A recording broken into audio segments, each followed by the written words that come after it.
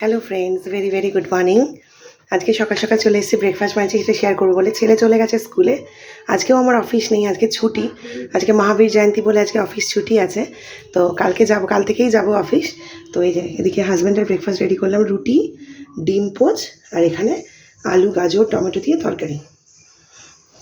তো ওকে ব্রেকফাস্টটা দিয়ে দিই, মাকেও দিলাম। এবারে আমি রান্না করব। তো রান্না কী করছি সেটা একটু পরে আপনার সাথে শেয়ার করছি। তো again very very good morning সবাইকে। কেমন আছেন? আশা করি ভালো আছেন, আমরাও ভালো আছি। তো এখানে হাজব্যান্ড ছেলেকে স্কুলে দিয়ে আসার সময় এই যে নিয়ে এসছে মাছ।